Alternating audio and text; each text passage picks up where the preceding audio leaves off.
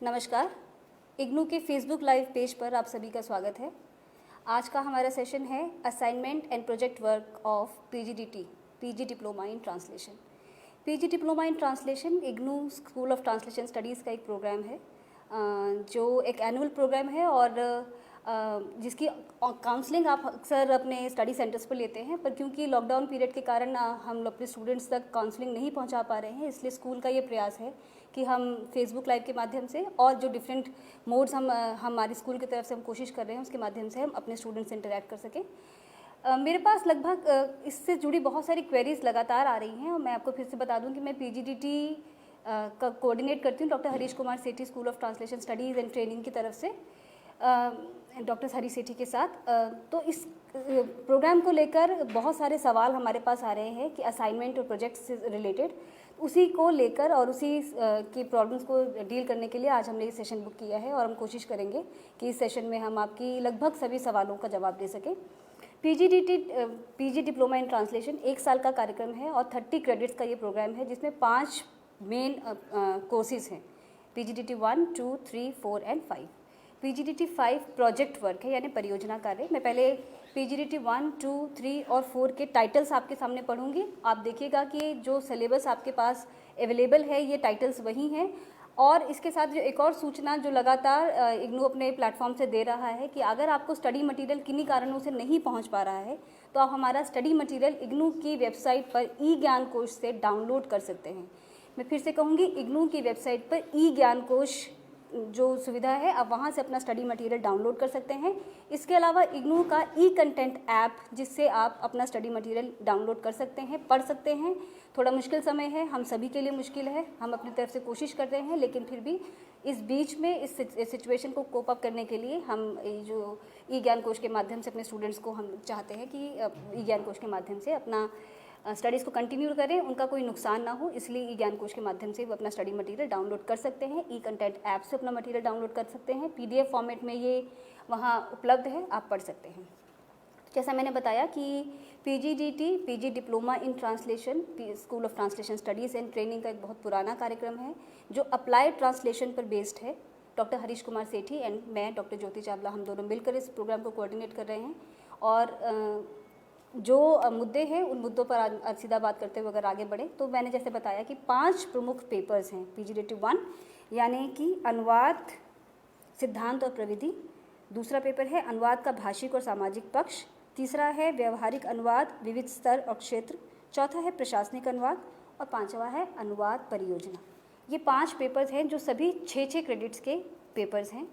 आप जानते हैं कि ये एक एनुअल प्रोग्राम है। अगर आपने एडमिशन जून साइकिल में लिया है तो आप अगले साल के जून में इसके एग्ज़ाम देंगे, और अगर आपका एडमिशन जनवरी साइकिल का है तो आपके एग्ज़ाम अगले इस साल दिसंबर में होंगे। यानी जनवरी में अगर आपका एडमिशन है तो आप उसी साल के अंत में दिसंबर में उसकी परीक्षाएं देंगे। 1 साल बाद आपकी परीक्षाएं होती हैं। उसी के हिसाब से आपको असाइनमेंट्स और प्रोजेक्ट्स भी करने हैं जो इग्नू की वेबसाइट पर स्कूल के पेज पर, school of translation studies and training के पेज पर प्रोग्राम गाइड के रूप में वहाँ उपलब्ध है। आप चाहें तो वहाँ से सारी जानकारी ले सकते हैं, पढ़ सकते हैं, किसी तरह की कोई कन्फ्यूजन ना हो, इसलिए हम बार बार कोशिश करते हैं कि आपको अपडेट करते रहें। पीजीडीटी सेशन जिस तरह हम लोगों ने कहा कि असाइनमेंट और प्रोजेक्ट पर है, तो मैं पहले बात करूँगी कि इसका असाइनमेंट जिसको लेकर बच्चों के स्टूडेंट्स के बहुत सारे सवाल हमारे पास आते हैं कि असाइनमेंट्स किस तरीके से किए जाएँ। आप देखेंगे कि इग्नू की वेबसाइट पर स्टूडेंट सपोर्ट में जाकर स्टूडेंट जोन में आगे असाइनमेंट एक सेक्शन है जहां पर इग्नू के सभी कार्यक्रमों के असाइनमेंट रहते हैं। आप उस पेज पर जाएं, इग्नू के असाइनमेंट पेज पर, और वहां पर आपको पीजीडीटी के सब असाइनमेंट उपलब्ध हैं, मिल जाएंगे। वहीं पर इग्नू पीजीडीटी का प्रोजेक्ट भी है, तो आप असाइनमेंट और प्रोजेक्ट वहाँ से डाउनलोड करें सबसे पहले। दूसरा माध्यम तरीका जो होता है वो स्टडी सेंटर के माध्यम से आपके पास असाइनमेंट और प्रोजेक्ट पहुंचते हैं या पहुंचाए जाते हैं, पर क्योंकि अभी हो सकता है बहुत सारे लोगों को असाइनमेंट और प्रोजेक्ट ना मिले हों तो आप वहां से सुविधा ले सकते हैं। असाइनमेंट जैसे मैंने कहा, पहला पेपर अनुवाद, सिद्धांत और प्रविधि। हर पेपर का जैसे 4 पेपर हैं, पीजीडीटी 1, 2, 3 एंड 4। इन चारों के असाइनमेंट्स आपको करने हैं। जो आपके जो एग्ज़ाम, जो आपका जो टर्म एंड एग्ज़ाम होता है वो आपका फाइनल एग्ज़ाम जो आपका टोटल 100% का 70% उसका होता है, और 30% के बराबर आपका असाइनमेंट, जिसे हम कंटिन्यूअस असेसमेंट कहते हैं। तो ये कंटिन्यूअस असेसमेंट आपको घर बैठे करना होता है, जिसे आप असाइनमेंट की शक्ल में करते हैं। इन असाइनमेंट्स को आप घर बैठे करते हैं, आप अपने हिसाब से स्टडी करते हुए, मटेरियल को पढ़ते हुए आप अपने असाइनमेंट्स को अटेम्प्ट कर सकते हैं। जैसा मैंने बताया कि कुल 30 क्रेडिट्स का प्रोग्राम है और हर पेपर 100 नंबर का है। तो 100 नंबर के पेपर के हिसाब से ही हमने असाइनमेंट भी बनाए हैं। आपको उन असाइनमेंट्स को उसी हिसाब से करना है। आपको उसकी शब्द सीमा भी दी जाती है कि आप इतने शब्दों में इस पर्टिकुलर प्रश्न का जवाब देंगे।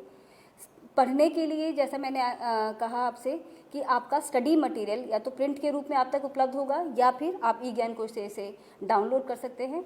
जितने भी प्रश्न हम या हमारे साथी आपके असाइनमेंट्स में देते हैं, वे सभी के सभी प्रश्न आपके सिलेबस से ही होते हैं। हम कभी भी ऐसा कोशिश नहीं करते कि आपको सिलेबस से बाहर कुछ पूछा जाए, क्योंकि जो स्टडी मटेरियल हमने आपको उपलब्ध करवाया है, आपके प्रश्न भी उसी से पूछे जाते हैं। आप अपने स्टडी मटेरियल को ध्यान से पढ़ें, थॉरली पढ़ें और आप प्रश्नों को पढ़ते हुए आप उनके उत्तर अपने पढ़े हुए मटेरियल से या आपकी जो समझ उससे बनती है उससे आप तलाश कर सकते हैं। PGDT 1 में एक लास्ट जो प्रश्न हम देते हैं वो है जिसको हम बोलते हैं कंपैरेटिव, जिसके अंदर हम स्टडी करते हैं अनुवाद करते समय कि आप जब आपके सामने एक खराब अनुवाद का उदाहरण दिया गया है तो आप उसे किस तरीके से उसकी वेटिंग करते हैं, इसका पुनरीक्षण करते हैं।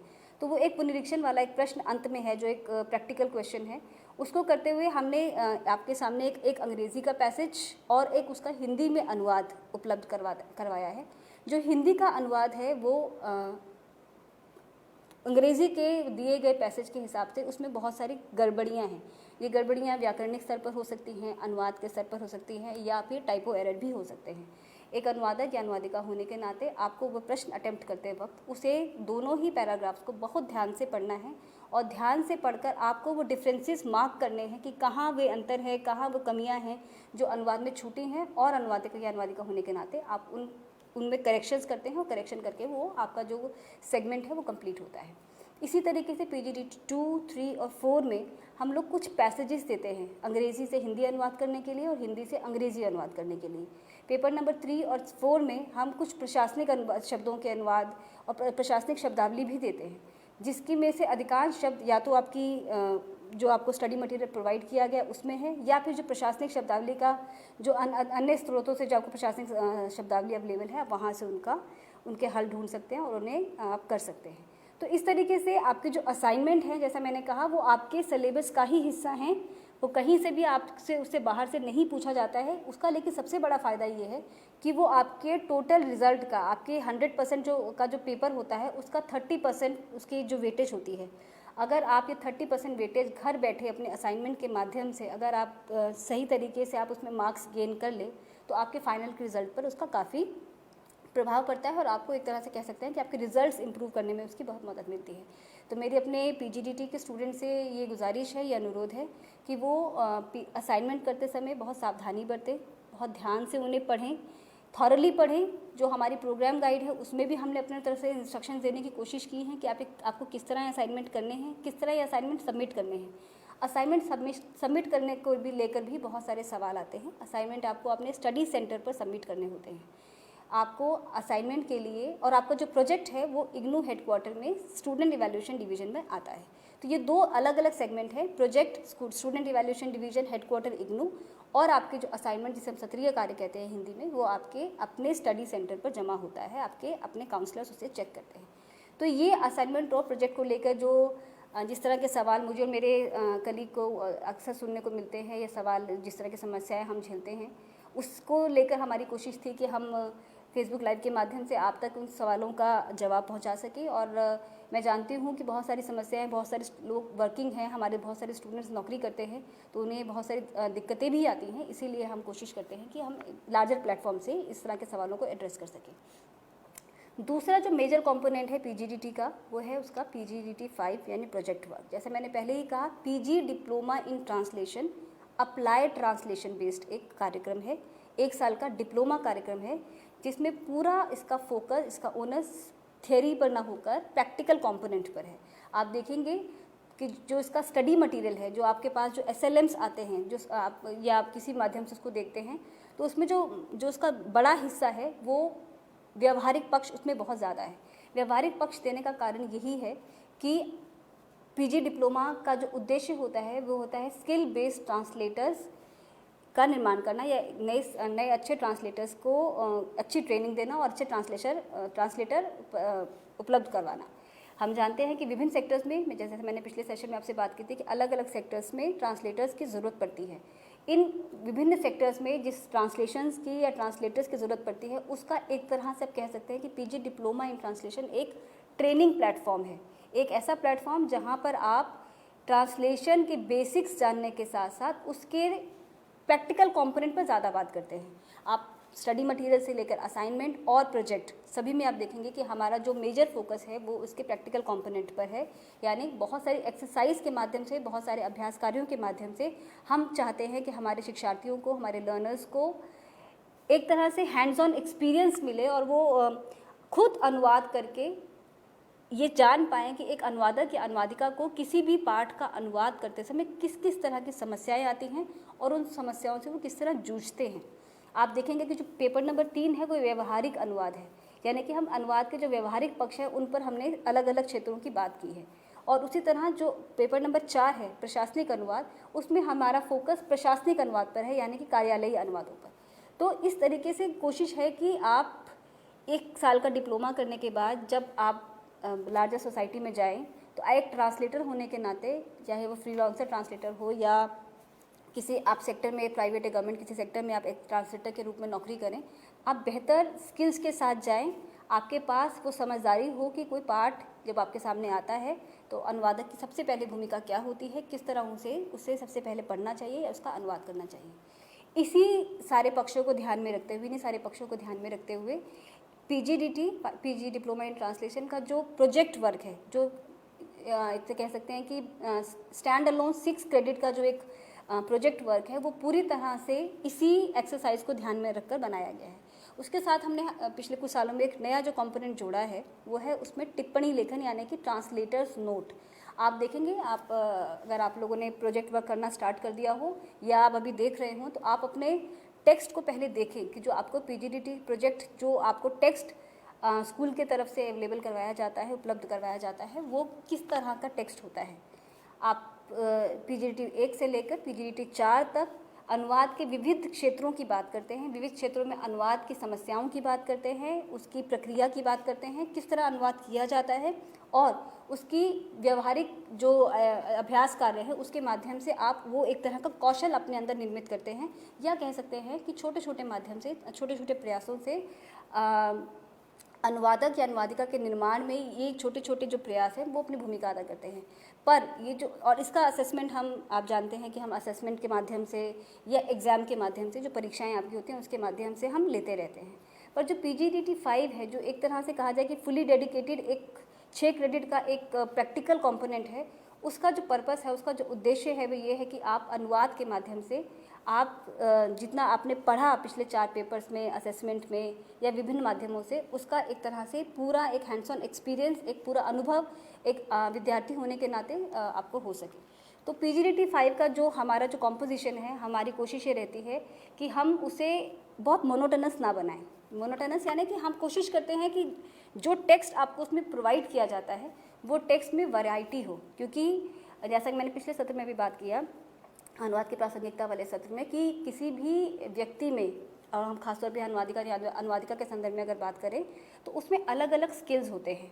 आप सबसे समान रूप से एक तरह से अपेक्षा नहीं कर सकते कि जो साहित्यिक अनुवाद में बेहतर होंगे वो प्रशासनिक अनुवाद में भी बेहतर होंगे। जिनके पास मीडिया ट्रांसलेशन का स्किल होगा वे विज्ञापन या संगीत का अनुवाद भी उतना खूबसूरती से कर सकते हैं। बिल्कुल नहीं, सबका अपना स्किल, अपनी एक समझदारी होती है, उसके अनुसार ही आप अनुवाद करते हैं। उसी को ध्यान में रखते हुए हम जब भी अपना परियोजना कार्य प्लान करते हैं, जो हमारे 2 सत्रों के लिए होता है, किसी भी साल में 2 सेशन में जब एडमिशन होते हैं वो दोनों साइकिल्स पर अप्लाई होता है, जैसे 2020 के जनवरी साइकिल पर भी और जून साइकिल पर भी। तो हम जब ये प्रोजेक्ट वर्क बनाते हैं, उस प्रोजेक्ट में हमारी कोशिश होती है कि हम आपकी स्किल को और इस मोनोटनी का जो प्रभाव किसी पर पड़ सकता है उसको ध्यान में रखते हुए हम ये कोशिश करते हैं कि इसमें एक वेरिएशन हो, वैरायटी हो, विविधता हो, ताकि आप विभिन्न स्तरों पर अनुवादक हो या अनुवादिका होने के नाते स्वयं भी अपने आप की जांच कर सके, खुद की जांच कर सके कि आप किस क्षेत्र में या किस खास जॉनर में या किस खास स्ट्रीम में आप बेहतर अनुवाद कर सकते हैं। अगर मैं इसी सत्र की बात करूं, 2020 वाला जो सत्र है, उसमें हम लोगों ने 3 चैप्टर्स दिए हैं। अगर आप देखेंगे उसको, पहला है यूनिटी एंड कल्चरल डाइवर्सिटी, दूसरा है पावर फ्रॉम रिन्यूएबल रिसोर्सेज और तीसरा है अनुवाद का बढ़ता बाजार। अंग्रेज़ी से हिंदी और हिंदी से अंग्रेज़ी का ये जो डिप्लोमा प्रोग्राम है, इसमें हमारी कोशिश हर एस्पेक्ट पे ये होती है कि इसका हम एक कह सकते हैं एक बैलेंस रखने की कोशिश करते हैं कि जो आपको अनुवाद की जो एक्सरसाइजेज भी प्रोवाइड की जाती हैं वो हिंदी अंग्रेज़ी दोनों की हों। आप एग्ज़ाम पेपर में भी देखते हैं और आपके असेसमेंट में भी जो असाइनमेंट्स हैं, आपके कंटिन्यूस असेसमेंट का जो असाइनमेंट है, उसमें भी आप देखेंगे कि हम हिंदी और अंग्रेज़ी दोनों के पैसेजेस आपको उपलब्ध करवाते हैं। अगर आप हिंदी में ज़्यादा निपुण हैं तो आप अंग्रेज़ी से हिंदी में ज़्यादा अच्छा अनुवाद कर सकते हैं, और अगर आपकी अंग्रेज़ी ज़्यादा बेहतर है तो आप हिंदी से अंग्रेज़ी में ज़्यादा बेहतर अनुवाद कर पाएंगे। तो ये एक अनुवादक अनुवादिका होने के नाते, एक व्यक्ति के होने के नाते, और आपकी जो आज तक की जो उपलब्धियाँ उसके अनुसार आप इसका अंदाज़ा लगा सकते हैं कि आप बेहतर किस में हैं, कौन सी भाषा में आप ज़्यादा अच्छा अनुवाद कर सकते हैं। तो आप उसी हिसाब से आप अपनी स्किल को भी पहचानते हैं और उसी हिसाब से आप आगे अपने लिए रास्ते तलाशते हैं। तो जैसे मैंने कहा, पीजीडीटी प्रोजेक्ट में हम लोग कोशिश करते हैं कि जो हमारा जो मटेरियल होता है उसमें हम वैरायटी दें। और जैसे मैंने 3 चैप्टर्स का नाम लिया, पहला है यूनिटी एंड कल्चरल डाइवर्सिटी, दूसरा है पावर फ्रॉम रिन्यूएबल रिसोर्सेज और तीसरा है अनुवाद का बढ़ता बाजार। इसके साथ जो एक और दृष्टि हमारी रहती है, मेरी और मेरे कलीग डॉक्टर हरीश कुमार सेठी की, जब हम ये प्रोजेक्ट बना रहे होते हैं, इसके माध्यम से अगर आप नोटिस करें पिछले कुछ सालों के प्रोजेक्ट्स में, हमारी कोशिश ये होती है कि जो टेक्स्ट हम आपको प्रोवाइड करते हैं अनुवाद करने के लिए, वो टेक्स्ट अनुवाद के साथ साथ आपको अनुवाद का एक अच्छा एस्से या एक अच्छा लेख, एक अच्छा पेपर भी हम आपको प्रोवाइड करते हैं। आप चाहें तो उन पाठों का संकलन कर सकते हैं, आगे भविष्य में उनसे आप और अपना ज्ञानवर्धन कर सकते हैं। जैसे पहला ही चैप्टर है यूनिटी एंड कल्चरल डाइवर्सिटी, और हम जानते हैं ये अनुवाद का इंटीग्रल पार्ट है। आप अनुवाद का कोई भी कार्यक्रम हो, चाहे हमारा एमए ट्रांसलेशन स्टडीज़ हो, रिसर्च के कार्यक्रम हो, पीजी डिप्लोमा हो या अन्य कार्यक्रम जो हमारे हैं, सभी में कल्चरल डाइवर्सिटी वाला कंपोनेंट होता है। तो एक चैप्टर हमारे ये है। दूसरा मैंने बताया जो टोटली एक तरह से कम्प्लीटली टेक्निकल चैप्टर है, पावर फ्रॉम रिन्यूएबल रिसोर्सेज, और तीसरा अनुवाद का बढ़ता बाजार, जो हिंदी से अंग्रेज़ी में अनुवाद करने के लिए उपलब्ध आपको करवाया जाता है। तो इन सब तीनों चैप्टर्स को मिलाकर जो आपका जो ट्रांसलेशन का जो कंपोनेंट बनता है, आपको इन तीनों पाठों का अनुवाद करना है। अनुवाद करने समय आपको ये ध्यान रखना है कि जो 3 पार्ट हैं, इन तीनों का बेसिक टेक्सचर क्या है। जब मैं टेक्सचर कह रही हूँ, उसका मतलब ये हुआ कि आपको अनुवादक या अनुवादिका होने के नाते और पिछले 1 साल में जो आपने अभी तक स्टडी किया है, स्टडी मटेरियल के माध्यम से और अन्य रिसोर्सेज के माध्यम से, उसके माध्यम से आप ये पहचान पाएंगे कि ये जो 3 जो चैप्टर्स हैं, जिसमें पहला है कल्चरल डाइवर्सिटी, ये बहुत कह सकते हैं कि सामाजिक सांस्कृतिक किस्म का इसका जो पार्ट है। जो दूसरा है वो टोटली टेक्निकल या मैकेनिकल कह सकते हैं, साइंटिफिक काइंड ऑफ टेक्स्ट कह सकते हैं, और तीसरा है अनुवाद का बढ़ता बाजार, ये नॉलेज टेक्स्ट का पार्ट है। इसको इस तरीके से देख सकते हैं। तो ये 3 चैप्टर हम देते हैं, और हर बार हमारी कोशिश होती है कि जो हमारी शब्द सीमा होती है उसके हिसाब से हम चैप्टर्स की संख्या घटाते बढ़ाते भी हैं। अगर हमें लगे कि हमारी शब्द सीमा के हिसाब से अगर चैप्टर छोटे हैं तो हम 3 से 4 भी कर सकते हैं। तो इस हिसाब से हम ये आपको पाठ उपलब्ध करवाते हैं। अब आप इस प्रोजेक्ट को अटेम्प्ट करते समय जो आपको जो चीज़ें ध्यान रखनी है, वो मैंने शुरुआत में जैसे आपसे कहा कि इसके 2 कंपोनेंट है, एक अनुवाद और दूसरा अनुवादकीय टिप्पणी, या फिर जिसे हम ट्रांसलेटर्स नोट या क्रिटिकल नोट कहते हैं। वो ये जो 2 कंपोनेंट हैं, ये दोनों मिलकर आपका एक प्रोजेक्ट बनता है, जो कुल मिलाकर 100 नंबर का एक प्रोजेक्ट वर्क होता है। आपको इन दोनों ही कंपोनेंट को करना है। और मैं आपको फिर से बता दूं, कई बार हमें विद्यार्थी एक कंपोनेंट करके, कई बार केसेस में ऐसा भी होता है कि सिर्फ अनुवाद भेज दिया और टिप्पणी नहीं आई। तो ऐसी स्थिति में आपको बता दें कि इस तरह के प्रोजेक्ट हम उन्हें रिजेक्ट करने के लिए बाध्य हैं, क्योंकि हमारा प्रोजेक्ट तब तक कंप्लीट नहीं होता जब तक ये दोनों कंपोनेंट आप इक्वली आप उसे डील नहीं करते और अपनी समस्याओं से हमें अवगत नहीं करवाते। तो ये दोनों ही कंपोनेंट प्रोजेक्ट परियोजना कार्य के इम्पॉर्टेंट दोनों इंटीग्रल कंपोनेंट्स हैं, और आप एक के बिना भी अधूरा, एक के बिना दूसरा अधूरा है। तो आपको ये ध्यान रखना है कि जब भी आप प्रोजेक्ट करें, आपको दोनों कंपोनेंट करने हैं। दोनों का महत्व बराबर है और दोनों को आपको सबमिट करना है एसईडी में, इग्नू के हेडक्वार्टर्स में भेजना है। अब जो समस्याएं प्रोजेक्ट को लेकर आती हैं हमारे विद्यार्थियों को, मैं उन पर आऊँगी। आप देखेंगे कि जो हमारा प्रोग्राम गाइड है या जो आपके जो प्रोजेक्ट वर्क है, उससे पहले भी आपको जो जानकारियाँ उपलब्ध करवाई जाती हैं, उसमें भी हमने बहुत कोशिश की है कि हम डिटेल में आपको ये समझाने की कोशिश करें कि जब आप कोई प्रोजेक्ट करें तो किस तरीके से करें। फिर भी इस सत्र में हम फिर से कोशिश कर रहे हैं आपके जो सवाल हैं उनको ले सकें और हम आपको ये सब करवा सकें, आपको बेहतर तरीके से गाइड कर सकें और आपकी समस्याओं का निवारण कर सकें। तो जैसे मैंने बताया कि 3 चैप्टर हैं, अलग अलग तीनों का नेचर है। आपको एज ट्रांसलेटर सबसे पहले अपने प्रत्येक पाठ को ध्यान से पढ़ना है, यानी अगर आप चाहें तो तीनों पाठों का पहले अध्ययन कर सकते हैं, या फिर अगर आप चाह रहे हैं तो एक एक करके, तो आप पहले अपने पाठ का पूरी तरह से उसे अध्ययन करें। लगातार हम IRC के माध्यम से, ज्ञान दर्शन के माध्यम से आपसे जुड़ते रहे हैं और आपकी काउंसलिंग सेशन में भी आपको अनुवाद की प्रक्रिया यानी प्रोसेस ऑफ ट्रांसलेशन के बारे में बताया गया है। आप जानते हैं कि जब हम अनुवाद करते हैं तो उसके पीछे पूरी एक प्रक्रिया होती है, हम उससे बहुत डिटेल में नहीं जाएंगे। मैं 3 जो मुख्य उसके जो पायदान है या जो 3 जो स्टेप्स है उसकी अगर मैं बात करूं तो विश्लेषण, अंतरण और पुनर्गठन। तो ये जो 3 जो मूल इसके जो 3 स्टेप्स हैं, इन तीनों स्टेप्स को आपको फॉलो करते हुए, ध्यान में रखते हुए आपको अपने पाठ का अनुवाद करना है। आप इसको इस तरह से देखें कि जो पढ़ा है आपने अभी तक PGDT 1, 2, 3, 4 में, उसी का एक तरह से आपकी प्रैक्टिकल एक्सरसाइज है। जो आपको पढ़ा है उसे आप यहाँ पे व्यवहारिक रूप में आप उसे यहाँ अप्लाई करना है, उसे समझना है। तो सबसे पहले आप पूरे पाठ का अध्ययन करें, ध्यान से उसे पढ़ें। पढ़ते समय आप ये ध्यान रखें कि आपका पाठ किस नेचर का है, उसका मूल स्वभाव क्या है। क्या वह एक साइंटिफिक पाठ है, क्या वह एक सामाजिक सांस्कृतिक पीस है, क्या वो विज्ञापन से जुड़ा हुआ पाठ है, क्या वो और ऐतिहासिक या अलग कंपोनेंट है या किसी अलग नॉलेज टेक्स्ट का पाठ है। आप सबसे पहले इसे आइडेंटिफाई करें और आइडेंटिफाई करने के बाद आप उसके अनुवाद की तरफ बढ़ें। तो सबसे पहले जैसे हम विश्लेषण कहते हैं, वो विश्लेषण इसे पाठ का अच्छी तरह से उसका पठन करना, पढ़कर उसे अंडरलाइन करना कि उसकी प्रॉब्लम्स कहाँ कहाँ हैं, कहाँ आपको समस्याएं आ सकती हैं, किस तरीके से वो पाठ अनुवाद करते समय आपके सामने चैलेंज के रूप में आपके सामने खड़ा है। उस सब को जब आप एक तरह से रेखांकित कर लेते हैं, आप एक तरह से उसे स्क्रूटनाइज कर लेते हैं, तब आपके सामने पाठ थोड़ा बेहतर रूप में खुलता है। जब आप इस तरीके से पाठ को देखते हैं तो आप महसूस करते हैं कि पाठ पहले से ज़्यादा अब आपको समझ में आ रहा है और आप उसे बेहतर समझ पा रहे हैं। उसके बाद आप जब पाठ का अनुवाद करने लगते हैं तो आप पाठ PGDT 2 में पूरा पढ़ चुके हैं कि किस तरीके से उसका भाषा का निर्माण या वाक्य संरचना किस तरीके से होती है, वो सब आप जानते हैं। उसी आधार पर आप उसका अनुवाद शुरू करते हैं। आपको इसमें अनुवाद करते समय ये देखना होगा कि आप जब अनुवाद कर रहे हैं तो अनुवाद करते समय आपको किन किन तरह की समस्याएं आ रही हैं। कई बार कोई पाठ पढ़कर हमें समझ में आ जाता है, लेकिन हम अनुवाद जब उसका करने लगते हैं तो अनुवाद करते समय जो बहुत ही सामान्य किस्म के शब्द जो हम एक तरह से रोज़मर्रा की ज़िंदगी में उनका प्रयोग करते हैं, अनुवाद करते समय हमें उनके पर्याय नहीं सूझते या हमें उनका बेटर इक्विवेलेंट नहीं सूझता या अनुवाद नहीं सूझता।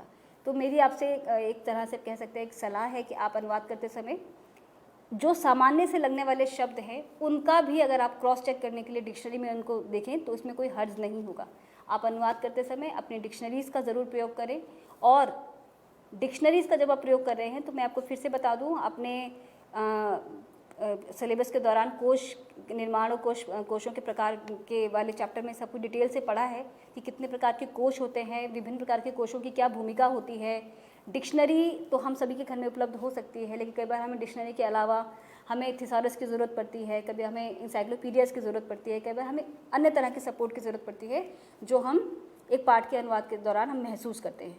तो सबसे पहले आपको ये देखना है कि जो पाठ है वो आपके परिवेश से कितना मिलता जुलता है। अगर वो सामाजिक सांस्कृतिक किस्म का पाठ है तो वो आपके परिवेश से कितना मिलता जुलता है। अगर वो आप ही के परिवेश का पाठ है तो हो सकता है कि आपको ऐसी कई समस्याएं जो किसी अन्य भाषी पाठ से, किसी अन्य सांस्कृतिक पाठ से आ सकती थी, वो ना आए। तो आप पाठ का पहले पढ़ें, पाठ को पढ़कर समझें और उस तरह के शब्दों की खोज करें जो शब्द आपको शब्दकोश में ढूंढने के बाद भी जिनके अर्थ आपको नहीं मिल पा रहे हैं। इस तरह के शब्द ही अनुवाद में सबसे बड़ी चुनौती होते हैं जो या तो सामाजिक सांस्कृतिक भावार्थ लिए हुए होते हैं, या कुछ ऐसे शब्द जो जिनसे हमारा कभी आमना सामना नहीं हुआ। तो इस तरह के शब्दों का जब आप छांट लेते हैं, शब्दों की सूची बना लेते हैं, तब पाठ ज़्यादा खुलकर आपके सामने आता है। आप पाठ का अनुवाद करना शुरू करें। अनुवाद के दौरान आप अपनी स्ट्रैटेजी को आप देखेंगे कि आप महसूस करेंगे जिस समय आप पाठ का अनुवाद कर रहे हैं, आपकी जो स्ट्रैटेजी है, अनुवाद की जो पद्धति है, अनुवाद का जो प्रकार है, वो भी कहीं ना कहीं बदलता चला जा रहा है। जैसे मैंने कहा कि पहला जो अध्याय है आपका यूनिटी एंड कल्चरल डाइवर्सिटी, यानी कि सांस्कृतिक विविधता में एकता, आप इस पाठ में महसूस करेंगे कि जो सांस्कृतिक और सामाजिक किस्म के शब्दों का इसमें बहुत प्रयोग होगा। भारत के संदर्भ में ये पाठ है, तो भारत के विभिन्न प्रदेशों, विभिन्न भाषाओं, विभिन्न संस्कृतियों के संदर्भ इसमें आएंगे। इस तरह के शब्दों के अनुवाद करते समय आपकी जो स्ट्रैटेजी होगी वो बहुत मैकेनिकल या बहुत साइंटिफिक, या जिसे कहा जाता है बहुत अभिधात्मक नहीं हो सकती। कई बार आपको अनुवाद करते समय भाषा में भावार्थ की ज़्यादा अच्छा प्रयोग आपको लगेगा कि आप जब पाठ का अनुवाद कर रहे हैं तो आपके अनुवाद की इकाई शब्द या वाक्य न होकर कई बार पूरा पैराग्राफ या कई बार पूरा पाठ भी हो जाता है।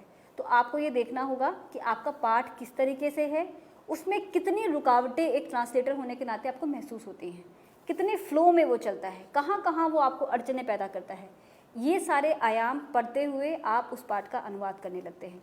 तो कई बार डिक्शनरी और कई बार इंसाइक्लोपीडिया, कई बार आपकी समझ, आपके आसपास का अनुभव, आपका सामाजिक सांस्कृतिक जो आपकी बनावट है, आपका सभ्यतागत जो आपका विकास है, वो सारा जो एक कॉर्पस हमारे व्यक्तित्व के निर्माण में जो हमारे भीतर है, वो भी कई बार आपकी बहुत मदद करता है। तो हो सकता है कि डिक्शनरी में आपको बेहतर शब्द ना मिले, आपका जो अपने अनुभव हैं, वो आपके अनुभव, आपके सांस्कृतिक सामाजिक जो आपके अनुभव हैं, जो आपकी उपलब्धियां हैं, वो सब कहीं ना कहीं भाषा के रूप में आपके सहायक हो सकते हैं। तो आप पाठ का अनुवाद करते समय इन चीज़ों का ध्यान रखते हैं। दूसरा जो मैंने कहा कि जो पूरी तरह से एक साइंटिफिक टेक्स्ट है, जो आप देखेंगे मिनिस्ट्री की एक रिपोर्ट है, वो power from renewable resources scientific part है। इस साइंटिफिक पार्ट के अनुवाद में के समय आप उस तरह की छूट नहीं ले सकते जिस तरह की छूट आपने पहले वाले चैप्टर में, पहले वाले अध्याय में ली होगी, क्योंकि पहला वाला अध्याय भी कोई साहित्यिक अनुवाद नहीं है। तो इसमें भी जो छूट की जो सीमा है, क्योंकि वो सामाजिक सांस्कृतिक किस्म का पाठ है, इसलिए आप कह सकते हैं कि उसमें एक तरह से भाषा की चमत्कारिकता आपको दिख सकती है। लेकिन जो दूसरा पाठ है वो पूरी तरीके से आप कह सकते हैं कि एक फ्लैट ट्रांसलेशन की मांग करता है, जिसे हम अभिधात्मक अनुवाद बोलते हैं, अभिधापरक अनुवाद बोलते हैं। उसमें भाषा के साथ साथ शब्दों को समझना और शब्दों के सही पर्यायों का प्रयोग करना सबसे अधिक इम्पॉर्टेंट है, क्योंकि जो पाठ है वो बेसिकली एक ओपन टेक्स्ट नहीं है, वो किसी पर्टिकुलर मिनिस्ट्री का एक रिपोर्ट है या एक साइंटिफिक टेक्स्ट है जिसका उद्देश्य अनुवाद के माध्यम से उस वैज्ञानिक पाठ का प्रचार प्रसार है। तो आप जब इस तरह के पाठ का अनुवाद करते हैं तो भाषा के साथ साथ, जैसा कि अनुवाद के लिए कहा जाता है हमेशा कि किसी भी अनुवादक अनुवादिका को अनुवाद करते समय 2 भाषाओं का ज्ञान होना चाहिए।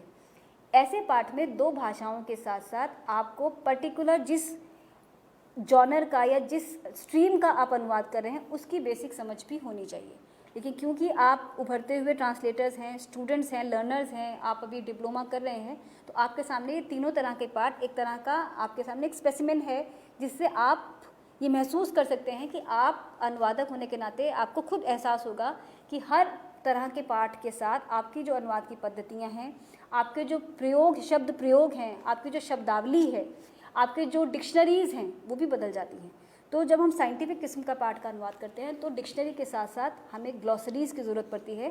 ग्लॉसरीज़ आपने पढ़ा है, बहुत विस्तार से आप पढ़कर आए हैं। ग्लॉसरी का मतलब होता है पारिभाषिक शब्दावली, यानी टेक्निकल टर्मिनोलॉजी, जो टेक्निकल शब्दों की एक तरह से सूची है। उसमें आपको डिक्शनरी की तरह या शब्दकोश की तरह शब्दों के पर्याय नहीं मिलते हैं, उसमें शब्दों के निश्चित अर्थ होते हैं। तो जब आप इस तरह का साइंटिफिक किस्म के पाठ का अनुवाद करें तो आपको ये ध्यान रखना होगा कि डिक्शनरी भाषा के लिए, लेकिन शब्दों के लिए, निश्चित शब्दों के लिए आपके पास निश्चित ग्लॉसरी या जिसे हम कहते हैं टेक्निकल टर्मिनोलॉजी होनी चाहिए। उस टेक्निकल टर्मिनोलॉजी से आपको पता चलेगा कि रिन्यूएबल के लिए हिंदी में क्या बेहतर शब्द है, रिसोर्सेज के लिए उसमें क्या अच्छा शब्द बताया गया है, और जो शब्द वहाँ बताए गए हैं उन्हीं शब्दों में से आपको उनका प्रयोग करना होगा, क्योंकि ये टेक्निकल टर्म्स हैं। इसमें हम शब्दों की तय परिभाषाओं के साथ बंधे हुए हैं। तो आपने महसूस किया कि ये इसकी जो स्ट्रैटेजी थी वो पिछले पार्ट से अलग थी, यानी कि जब आप इस पार्ट का अनुवाद करते हैं तो आपकी स्ट्रैटेजी पिछले पार्ट के अनुवाद से बदल जाती है। अगला पार्ट है अनुवाद का बढ़ता बाजार। ये हिंदी में लिखा गया पार्ट है जिसे आपने अंग्रेज़ी में अनुवाद करना है। हम आपको पहले भी बता चुके हैं, जो हमारे पीजीडीटी प्रोग्राम है, पीजी डिप्लोमा इन ट्रांसलेशन, ये हिंदी से अंग्रेज़ी और अंग्रेज़ी से हिंदी अनुवाद व्यवहार को लेकर बनाया गया कार्यक्रम है। तो आप महसूस करेंगे कि अंग्रेज़ी से हिंदी में अनुवाद की जो आपकी स्ट्रैटेजीज़ थी, हिंदी से अंग्रेज़ी अनुवाद करते समय आप किस तरीके से क्या क्या सहूलियतें आपको हैं, भाषा के ज्ञाता के रूप में आपको क्या लगता है कि आपको अंग्रेज़ी से हिंदी का पार्ट ज़्यादा आसान लगा अनुवाद करने में या हिंदी से अंग्रेज़ी का पार्ट ज़्यादा आसान लगा। ये जो पार्ट है, मैंने कहा कि हमने कोशिश की है कि अनुवाद से रिलेटेड पार्ट भी हम आपको उपलब्ध करवा सकें। तो ये अनुवाद के बढ़ते बाज़ार को लेकर जो ये जो पार्ट आपके सामने उपस्थित है, उपलब्ध है, इसकी ये पूरी तरह से कहा जा सकता है कि रोज़गार की दृष्टि से, अनुवाद की प्रासंगिकता की दृष्टि से, इस वैश्विक समाज में अनुवाद की बढ़ती मांग की दृष्टि से और अनुवाद का जो एक व्यापक समाज व्यापक जो डिमांड है, उसका जो बाजार है, उनके विभिन्न जो आयाम है उसको लेकर लिखा गया है। अब जब इसमें हम अनुवाद का बढ़ता बाजार की हम बात कर रहे हैं तो हमारे साथ ये पाठ अपने पूरे व्यक्तित्व में या अपने पूरे निर्मिति में ये पूरा पार्ट इंटरडिसिप्लिनरी, जिसे हम अंतर अनुशासनिक कहते हैं, वो हो जाता है। क्योंकि अनुवाद की मांग केवल एक क्षेत्र में नहीं है। अनुवाद की मांग आप देखते हैं विज्ञान के क्षेत्र में भी है, ज्ञान के क्षेत्र में भी है, बाजार में भी है, विज्ञापन में भी है, संगीत में भी है, फिल्मों में भी है और बहुत सारे प्रशासनिक साहित्य में भी है, सृजनात्मक साहित्य में भी है। तो इसकी मांग विभिन्न क्षेत्रों में अलग अलग तरीके से है। अब जब किसी पाठ में आप एक साथ बहुत सारे आयामों पर चर्चा करते हैं, बहुत सारे आयामों की बात करते हैं, तो उससे जुड़ी जो शब्दावली है वो भी बदलती है। जैसे आप एक अखबार उठाते हैं, अखबार के पहले पृष्ठ से लेकर अंतिम पृष्ठ तक भाषा का स्वरूप लगातार बदलता चला जाता है। शुरू में पॉलिटिकल न्यूज़ है, बीच में एडिटोरियल न्यूज़ है, फिर खेल जगत के समाचार हैं, पीछे फिल्मी समाचार हैं। तो ये जो अलग अलग तरह की भाषा है, ये हर अलग अलग तरह की भाषा एक अनुवादिका या अनुवादक से अलग अलग स्ट्रैटेजी की डिमांड भी करती है। तो इस तरीके से सबसे पहले आप पाठ को कैटेगराइज करते हैं, आप महसूस करते हैं कि अनुवाद करते समय आपके सामने समस्याएं क्या क्या हैं। हर तरह के पाठ में हर तरह की अलग अलग तरह की समस्याएं आपने महसूस की और उन समस्याओं को अनुवाद करने की स्ट्रैटेजी भी कहीं ना कहीं आपके दिमाग में साथ साथ चलती है। इसके बाद हम अंतरण करते हैं, यानी कि जब उसका हम अनुवाद करते हैं। अनुवाद करते समय जब आप उसे पेपर पेन पर लिख रहे हैं या आप कंप्यूटर पर टाइप कर रहे हैं या किसी भी तरीके से आप उस पर कर रहे हैं, तब आप महसूस करते हैं कि अंग्रेज़ी में या जिस भाषा में भी आप अनुवाद, जिस भाषा से जिस भाषा में अनुवाद कर रहे हैं, यानी कि मूल भाषा में जो आपके सामने सो कॉल्ड कह सकते हैं कि सोर्स टेक्स्ट आपके सामने जो उपलब्ध है, उसमें जितना कहा जा रहा है, क्या अनुवाद करते समय आप उसको शब्दगत अनुवाद कर रहे हैं या आपके अनुवाद की जो इकाई है वो लगभग लगातार बदलती है। कई बार जो मूल में कहा जा रहा है उसका एक आध शब्द छोड़कर भी हम अनुवाद करते हैं। कई बार अनुवाद करते समय हमें भावार्थ तक पहुंचने के लिए लक्ष्य भाषा या लक्ष्य पाठिका के संप्रेषण के लिए हमें शब्दों को उसमें जोड़ना भी पड़ता है और कई बार छोड़ना भी पड़ता है। तो ये जो स्ट्रैटेजी है अनुवाद की, जिसमें हम जोड़ते हैं, जिसे हम लॉस एंड गेन कहते हैं, ये स्ट्रैटेजी हमारे पाठ के हिसाब से बदलती है। कई बार हमारे साथ ये होता है कि हम जिस पाठ का अनुवाद कर रहे हैं उस पाठ के शब्दों के पर्याय ढूंढने पर भी नहीं मिल रहे, उसके इक्विवेलेंट्स हमको नहीं मिल रहे। और ये स्थिति कब होती है? जब जिस पाठ का अनुवाद करते समय कुछ ऐसे शब्द जिसका कॉन्सेप्ट ही हमारे समाज में नहीं है, जिसके लिए भाषा ही निर्मित हमारे समाज में नहीं हो पाई है, इस तरह के शब्दों के अनुवाद करते समय हमें समस्या आती है। और हम क्या करते हैं, कई बार हम ओरिजिनल शब्द को ही एक तरह से रिटेन कर लेते हैं, जिसे आप बोरिंग भी कह सकते हैं, रिटेंशन भी कह सकते हैं, कि आप मूल शब्द को एज इट इज़ अपने पाठ में उसका आप इस्तेमाल करते हैं। कई बार आप अनुवाद करते समय आप खुद भी शब्द कॉइन करते हैं, जैसे आप प्रत्यय लगाकर या उपसर्ग लगाकर आप नए शब्दों का निर्माण भी करते हैं। तो ये आपकी जो अलग अलग जो अनुवाद करते समय जो आपकी इस प्रक्रिया के दौरान, इस हैंड्स ऑन एक्सपीरियंस के दौरान जो आपकी एक स्किल डेवलप हुई है, इसे आप हर पाठ के अनुवाद के साथ आप उसे नोट करते चलें, ताकि जिस समय आप अनुवाद की टिप्पणी लिख रहे हों, जिस समय आप ट्रांसलेटर्स नोट लिख रहे हों, आपके सामने उसका पूरा एक ब्लूप्रिंट तैयार हो कि आपने जब अनुवाद किया था तो आपको समस्याएं किस किस तरीके से की आई थी और एक अनुवादिका या अनुवादक होने के नाते आपने उसे कैसे डील किया, कैसे उसे आपने हैंडल किया। तो आप जब अनुवाद की टिप्पणी लिखते हैं, ये सारी समस्याएं, ये सारे प्रॉब्लम्स जो ट्रांसलेशन के दौरान आपने महसूस की, उनको आप लिखते चले जाते हैं। ये हुआ आपका विश्लेषण, अंतरण, और फिर उसका बाद जैसे मैंने कहा कि आप पाठ का जो रीफॉर्म, जो आप पाठ को फाइनली जो फॉर्म करते हैं, वो आपका फाइनल टेक्स्ट तैयार होता है। इसके बाद भी इसमें कई सारी प्रक्रियाएं हो सकती हैं, पर हम यहाँ पर मूल 3 प्रक्रियाओं की बात कर रहे हैं। आगे हमारा जो दूसरा कंपोनेंट है, जो इक्वली इम्पॉर्टेंट है, जिसमें आपको अनुवाद की टिप्पणी लिखनी होती है। टिप्पणी यानी ट्रांसलेटर्स नोट, जो आपको अगर आप देखें अपनी प्रोग्राम गाइड, तो हमने इसमें सजेस्ट किया है 1200 से 1500 वर्ड्स के बीच में आपकी ये टिप्पणी होनी चाहिए। यानी जिस समय आपने अनुवाद किया, अनुवाद करने के दौरान आपने जो पॉइंट्स नोट डाउन किए, उन नोट डाउन किए हुए पॉइंट्स को आप सिलसिलेवार और एक टिप्पणी के तरीके से आप जब उसको लिखते हैं, तो उसे हम अनुवाद की टिप्पणी कहते हैं। हमने आपकी प्रोग्राम गाइड में अलग अलग पॉइंट्स भी आइडेंटिफाई करके बताए हैं, उसे प्रॉपर्ली कैटेगराइज किया है कि जिस समय आप टिप्पणी लिखें तो किन किन मूल बिंदुओं का ध्यान रखें, और उस पर्टिकुलर कैटेगरी में आपकी क्या समस्याएं, आप उनका लगातार जिक्र करते चलें और अपने लास्ट में वाइंड अप करें। और वाइंड अप करते समय आप जो आपने जो कठिन शब्दों की एक सूची बनाई है, वो भी आप उसे दें। आप चाहें तो जो आपने उनके अनुवाद जो आपने सुझाए, वो उसकी सूची दे सकते हैं। उसके साथ आपने जो इस पूरी अनुवाद प्रक्रिया में जितने तरह के डिक्शनरीज, थिसॉरस या एनसाइक्लोपीडियाज का जो आपने इस्तेमाल किया है, उन सब का भी आप प्रयोग कर सकते हैं। तो ये सारी जानकारी आपको जो आपकी जो टिप्पणी लिखी जाती है उसमें दी जाती है। अब हम टिप्पणी की अगर बात करें, तो हमने टिप्पणी में, अगर आप अपना जो आपकी प्रोग्राम गाइड है या आप जो प्रोजेक्ट से पहले जो आपको मटेरियल, जो आपको प्रोग्राम मैनुअल जो प्रोवाइड किया जाता है, उसमें आप देखेंगे कि हमने टिप्पणी लिखने के आपको कुछ पॉइंट्स बताए हैं, जिसमें से कई इंपॉर्टेंट पॉइंट्स हैं।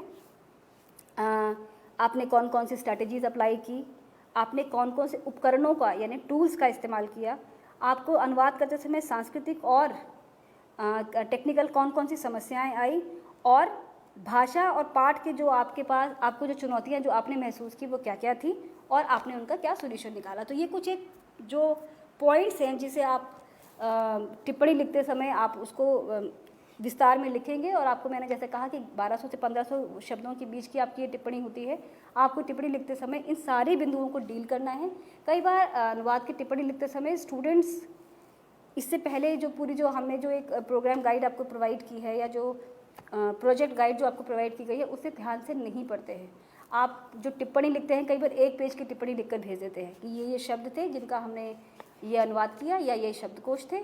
इसके अलावा कई बार टिप्पणी में कुछ नहीं आता। कई बार टिप्पणी में लोग अपने पर्सनल अनुभव लिखते हैं कि हमें अनुवाद करते समय घर परिवार में क्या समस्या है। तो मैं महसूस कर सकती हूँ समस्याएं अलग अलग किस्म की हो सकती हैं, लेकिन जब आपसे अनुवादकीय टिप्पणी कहा जा रहा है, आपसे ट्रांसलेटर्स नोट कहा जा रहा है, तो आपसे ये अपेक्षा की जाती है कि आप अपने टेक्स्ट पर फोकस्ड रहें, अपने टेक्स्ट से ही बात करें, और आप ध्यान रखें कि आप अनुवाद के दौरान जो आपने अनुभव किया एक ट्रांसलेटर होने के नाते, वो प्रॉब्लम्स क्या क्या थी और आपने उन्हें कैसे डील किया, इन्हें आपने अपने यहाँ इसे आपको लिस्ट आउट करना है, पॉइंट आउट करना है, और उसे 1200 से 1500 वर्ड के बीच में आपको लिख के भेजना है।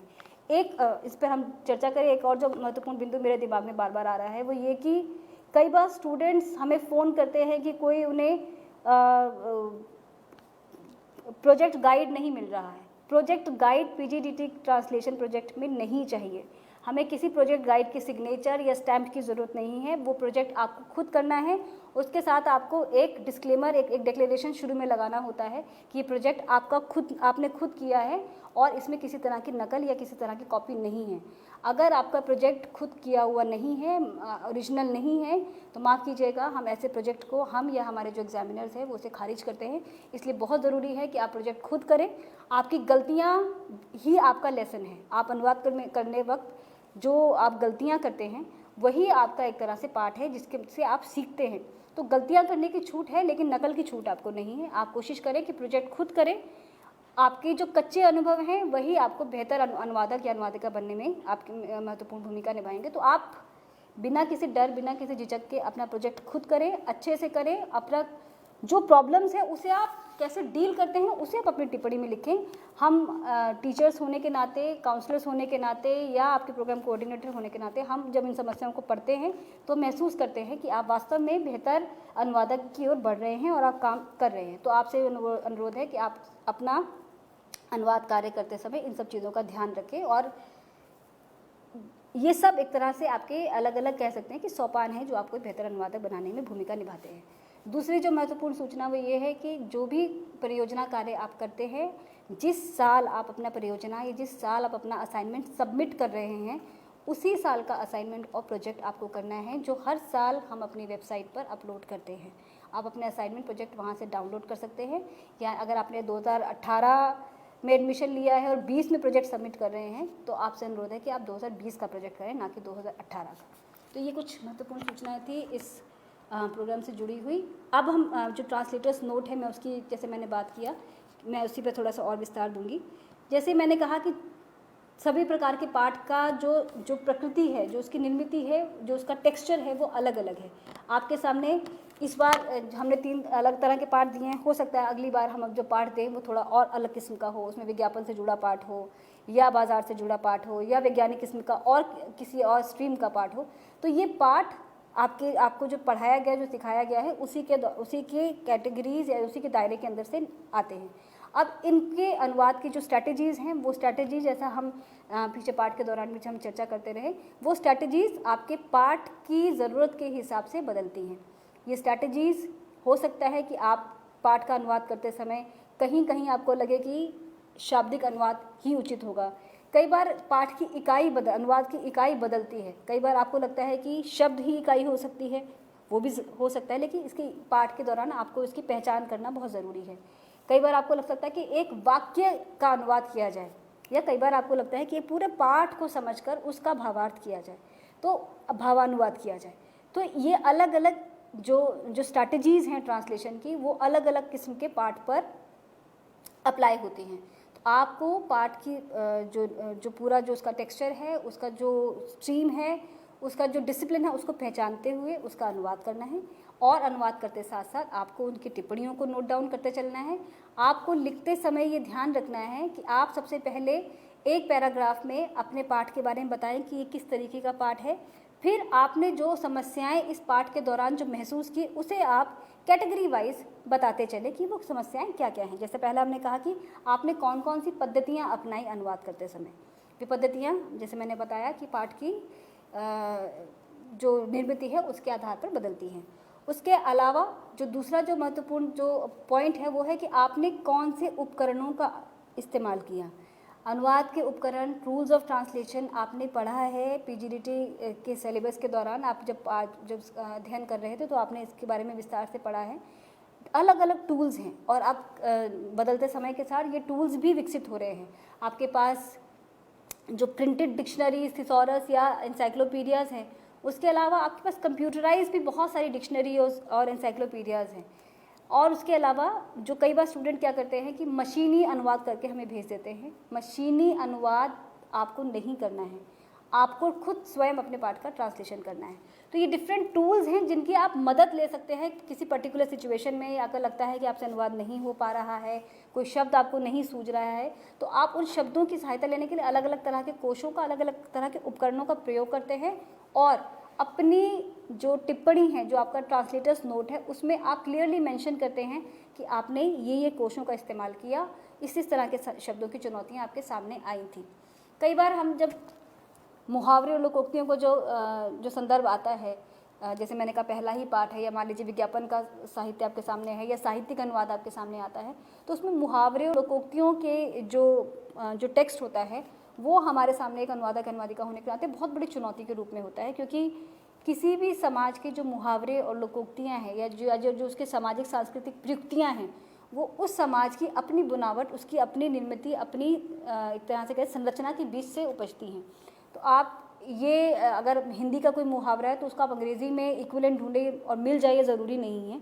ऐसी स्थिति में अनुवादक अनुवादिका को बहुत सारे समस्याओं का सामना करना पड़ता है। तो आपने अनुवाद के दौरान ऐसे कौन कौन सी समस्याएं आपके सामने आई जो सामाजिक सांस्कृतिक किस्म की थी, और आपने अनुवाद के समय उसमें क्या स्ट्रैटेजी लगाई, आपने उसके लिए क्या इक्विवेलेंट ढूंढा। अगर आपको इक्विवेलेंट नहीं मिला तो क्या आपको इक्विवेलेंट मुहावरा, इक्विवेलेंट लोकोक्ति नहीं मिली तो क्या आपने उसका फ्लैट ट्रांसलेशन किया। अगर आपने उसका फ्लैट ट्रांसलेशन किया तो उसको एक्सप्लेन करने के लिए क्या आपने कहीं टिप्पणी की, नीचे फुटनोटिंग किया, या आपने कहीं उसको अलग से एक्सप्लेन किया कि ये इस पर्टिकुलर भाषा का मुहावरा या लोकोक्ति है जिसका अर्थ ये होता है, लेकिन इसका इक्विवेलेंट हमारी भाषा में ना मिलने के कारण मैंने ये स्ट्रैटेजी लगाई है। तो ये सब तरीके हैं जो आप अनुवाद करते समय आप नोट डाउन करते चलते हैं। इस तरह बहुत सारे शब्द होते हैं, जैसे वैज्ञानिक बहुत सारे शब्द हैं जिसके आपको हिंदी में इक्विवेलेंट नहीं मिलेंगे, क्योंकि मैंने कहा आपसे कि अगर वो कंसेप्चुअली अगर आपकी सोसाइटी में, आपके समाज में उसका विकास नहीं हुआ है, तब बहुत संभव है कि उसके इक्विवेलेंट आपको अपनी भाषा में ना मिलें। कई बार एक तरह से अनुवादक या अनुवादिका की जिद होती है कि इक्विवेलेंट नहीं भी हैं तब भी हम इक्विवेलेंट खोजने की कोशिश करते हैं, बनाने की कोशिश करते हैं। ऐसे में बन तो जाता है, या आप कहते हैं कि हम कॉइन भी कर लेते हैं नए शब्द, लेकिन क्या वो प्रचलित हो पाएगा या वो अपने अर्थ को कैरी कर पाएगा, उसे कम्युनिकेट कर पाएगा या नहीं, ये भी आपको एक ट्रांसलेटर होने के नाते आपको देखना है। तो बहुत ज़्यादा रिजिड होकर, बहुत ज़्यादा ट्रांसलेशन करते समय आप इक्विवेलेंट ढूंढने की इस कदर जिद में ना पड़ जाएं कि ना भी मिले और आप उसके लिए तलाश करें। तो बेहतर होगा कि आप उसे रिटेन कर लें, और रिटेन करते हुए आप उसको एक्सप्लेन करें कि आपने रिटेन किया तो उसके पीछे कारण क्या थे। आपको अगर इक्विवेलेंट मिला था उसके बावजूद आपने इस्तेमाल नहीं किया, आपने बेहतर यही समझा, तो उसके कारण क्या थे। ये सारे जो आपकी टिप्पणियाँ हैं, जो आपके कमेंट्स होंगे, वो ये बताएंगे कि एक ट्रांसलेटर होने के नाते आपकी समझ क्या है, आपने कैसे महसूस किया कि इसका ट्रांसलेशन इस तरीके से होना चाहिए। तो ये एक ट्रांसलेटर की निर्मिति में बहुत महत्वपूर्ण भूमिका निभाते हैं, जो इस तरह की जो टिप्पणियाँ हमारे सामने आती हैं। उसके अलावा जो भाषाई या पाठगत जो समस्याएं आपने महसूस की, वो समस्याएं क्या थी, किस तरीके से आपको लगता है कि भाषा की संरचना की दृष्टि से वो किस तरीके से अलग था। हमने यहाँ सिर्फ अंग्रेज़ी और हिंदी भाषा का ही लैंग्वेज पेयर लिया है, क्योंकि एक पीजी डिप्लोमा है और उसके खास उद्देश्य हैं, जिस खास पर्पज़ से इसका निर्माण किया गया। और मैंने बताया कि ट्रांसलेटर्स भारत के संदर्भ में अंग्रेज़ी से हिंदी या हिंदी से अंग्रेज़ी ट्रांसलेटर्स के निर्माण की इसकी पूरी पृष्ठभूमि है। लेकिन आप देखते हैं कि दो अन्य भाषाएं जो बिल्कुल अपोजिट समाजों से हैं, जिनकी वाक्य संरचना भिन्न है, जिसके सांस्कृतिक सामाजिक बुनावट भिन्न है, इस तरह के पाठों के अनुवाद में अक्सर अनुवादकों को बहुत सारी समस्याओं का सामना करना पड़ता है। अंग्रेज़ी और हिंदी में भी आप उसी तरह की समस्याएं देखते हैं, लेकिन फिर भी क्योंकि लंबे समय से अंग्रेज़ी और हिंदी का ताना बाना काफ़ी चलता चला आ रहा है, तो बहुत सारे शब्द अब आप देखते हैं कि दोनों भाषाओं में मिल जाते हैं, या कुछ शब्द इस तरीके से हमारी भाषाओं में घुल मिल गए हैं कि हमें उनके अपनी भाषा में इसके इक्विवेलेंट या पर्याय की ज़रूरत महसूस नहीं होती। लेकिन जब हमारे सामने दो बिल्कुल एलियन भाषाएं होती हैं, तब ये समस्या हमारे सामने और बड़ी हो जाती है कि अनुवादक या ट्रांसलेटर होने के नाते हम उन्हें किस तरीके से डील करते हैं, और अगर डील नहीं कर पाते हैं तो फिर हमारे सामने वो किस तरह चुनौती के रूप में होते हैं। तो बेहतर अनुवादिका या अनुवादक होने के लिए बहुत ज़रूरी है कि आप पाठ का अनुवाद करते समय उस पाठ के साथ एक तरह के पाठ को आत्मसात कर लें। एप्रोप्रिएशन आपका पाठ के साथ इस कदर हो जाए कि आप पाठ को पढ़ते समय उसकी समस्याओं पर उंगली रख सकें, उनको डील कर सकें, उनको समझ सकें, और उनको हाईलाइट भी कर सकें कि वो कहाँ आपके सामने एक चुनौती है। तो बेहतर अनुवादक या अनुवादिका के लिए बहुत ज़रूरी है कि किसी भी पाठ का अनुवाद करते समय वे पाठ को पूरा पढ़ें, उसकी विभिन्न जो अर्थों की जो सतहें हैं, जो मीनिंग बिटवीन द लाइंस हैं, उसको पकड़ने की एक स्किल, एक क्षमता ट्रांसलेटर में विकसित हो, ये बहुत ज़रूरी है। तो ये, और मैंने जैसे कहा कि मीनिंग बिटवीन द लाइंस, या कई बार होता है कि कम लिखा हो ज़्यादा का अर्थ है, जैसे साहित्यिक अनुवाद के संदर्भ में, इस तरह की स्किल जो आपकी किसी भी ट्रांसलेटर की है, वो स्किल वक्त के साथ डेवलप होती है, जो आप धीरे धीरे एक अपने ट्रांसलेटर्स पर्सनैलिटी में डेवलप करते हैं। आपको इन सारे पाठों को पढ़ते समय उन सब चीज़ों का ध्यान रखना है।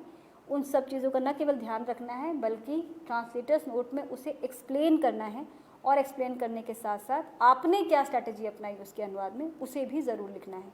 बहुत संभव है कि आपने जो स्ट्रैटेजी या जो पद्धति अनुवाद के लिए अपनाई, हो सकता है उसमें बहुत सारी गड़बड़ियाँ हों, लेकिन गड़बड़ियाँ होने के बावजूद हम एज टीचर इसे पसंद करेंगे, अप्रिशिएट करेंगे, जब आपका एफर्ट, आपका खुद का प्रयास उसमें नज़र आएगा।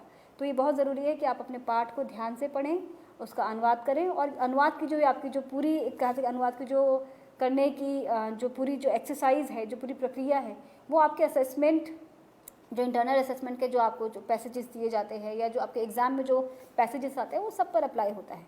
आप अनुवाद करते समय पाठ का अच्छी तरह से पठन करें, अच्छी तरह से अध्ययन करें, उसका डीप एनालिसिस करें, उसको पढ़ते समय आप उसकी विभिन्न सतहों तक जाएं और उसके अर्थों की विभिन्न छवियों तक पहुँचें और ये महसूस करें, रियलाइज़ करें या इस पॉइंट तक पहुँचें कि अनुवाद करते समय इस पाठ को किस तरह की ट्रीटमेंट की ज़रूरत है।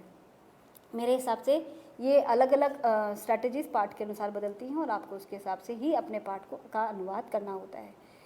मुझे लगता है कि मैंने अपनी तरफ से PGDT 5 जो आपका प्रोजेक्ट है उसमें से रिलेटेड आपके पास जो भी समस्याएं आती थी हैं उन्हें मैंने इस सेशन में लेने की कोशिश की है, चाहे वो प्रोजेक्ट से रिलेटेड हो, चाहे प्रोजेक्ट सबमिशन से रिलेटेड हो, चाहे मटेरियल से रिलेटेड हो या शब्दकोशों से रिलेटेड हो। आपको कोशिश की गई है कि इस एक सत्र में उसे ब्रीफ किया जाए। आपकी और भी कोई समस्याएं हों तो आप हमें ज़रूर लिखें और हमें बताएं कि आप अनुवादक या पाठ के अनुवाद के दौरान आपने क्या क्या महसूस किया, किस तरह अनुवाद किया, और आपकी टिप्पणी में अगर आपका अनुवाद की पूरी प्रक्रिया अगर छन कर आती है तो वो एक बेहतर टिप्पणी होगी, बेहतर अनुवाद होगा।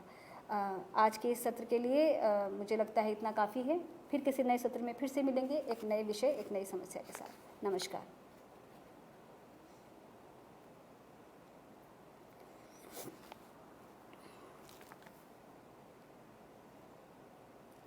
हो गया? कितने मिनट का हुआ?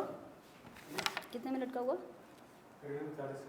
नहीं 40 नहीं होगा, 42 मिनट का। और मुझे लगा लंबा ना हो जाए इसलिए मैंने छोड़ दिया। घड़ी में देखिए ना 12:05 पे शुरू हो गया था। अच्छा चलिए, ठीक हो गया ना?